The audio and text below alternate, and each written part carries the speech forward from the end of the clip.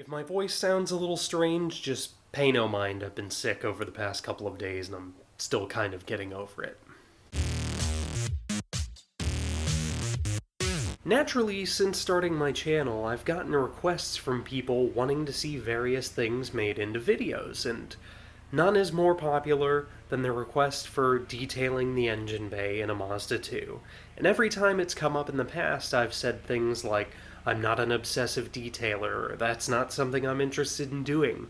But, especially after last week's video, it came up a couple times more, and all the requests in the past, I may be an idiot, but I'm not stupid, and I can see an opportunity to make a video. You all have finally worn me down, and today I'm going to show you guys how I clean the engine bay in a Mazda 2. It's not going to be crazy in-depth with like a pressure washer or anything like that, but at the very least I'm going to show you guys how to make your engine bay look a little bit nicer, so I hope you guys enjoy it. Hopefully whoever's mowing their goddamn yard stops soon. So here it is, the engine bay on the silver car. I haven't cleaned it in probably 3 weeks, maybe a month. I don't know. I typically will at least dust everything and wipe it down every time I wash the car, but this is a decent baseline because it's already pretty clean, but there is a layer of dust on there for us to work with. The first thing we're going to do is start with some kind of dusting apparatus. I prefer to use a handheld Swiffer duster, but I don't have any of the actual dusting elements, I just have the handle, so I've got this, and we're just going to go over everything to loosen up the dust so that we can hit it with the vacuum afterward. Spots like in here and in here are really where the Swiffer duster comes in handy. But this is moving the dust around pretty well.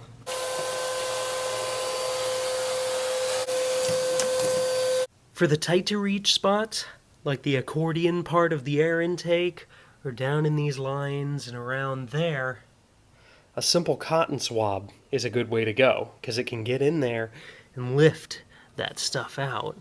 Then you can come through and just hit everything with the vacuum cleaner again, suck all that stuff out. It also helps to have that carpety whisker attachment on your vacuum, but I lost mine, so I'm dealing with it. Up here in the cowl area is a really good spot for the cotton swabs. This tight corner, it's hard to get in there with anything other than something small like this. If I had an air compressor and a little triggered blower, this would probably be a lot easier, but I'm making do with what I've got. And now we can start to hit the plastics.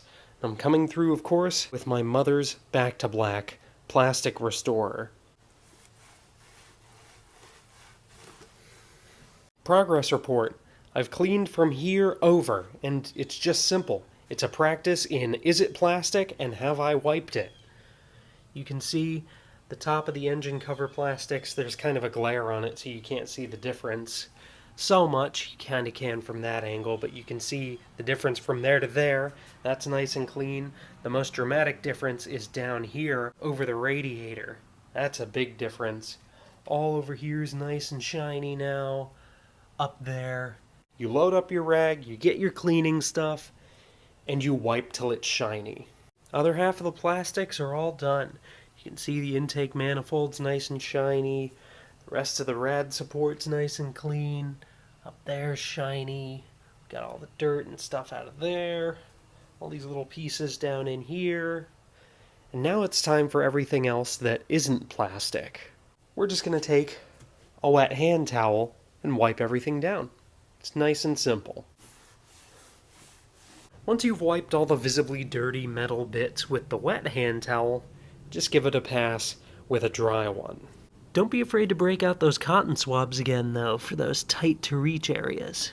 Really, the cotton swabs are about as obsessive as I'm going to get about this. And big reveal.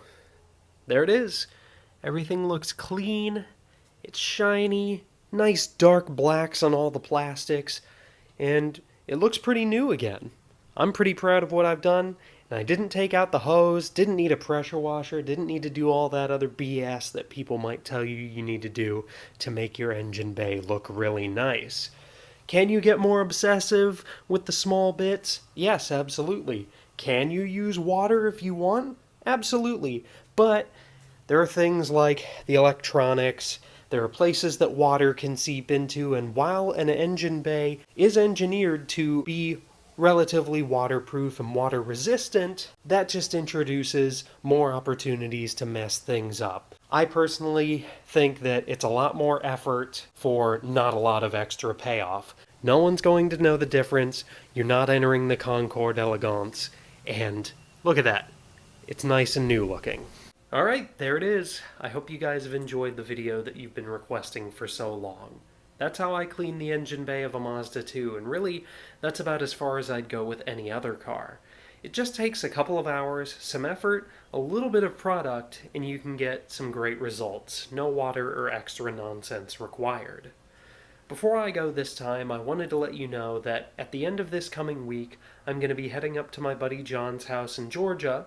Another friend of ours is coming along, Ryan, and we have a whole week of car stuff planned. There's a part install, we're going to hit the tail of the Dragon, do some camping and driving up there, and the entire trip will culminate with Petite Le Mans at Road Atlanta, all of which you can expect some video content from. I'm excited to see my friends, spend some time doing car stuff, make some video content for you guys to enjoy, and I hope that you all are looking forward to it as well. But for now, that's it for me this time. Thank you all so much for watching and subscribing, and I'll see you guys in the next one. You've seen him on the channel a couple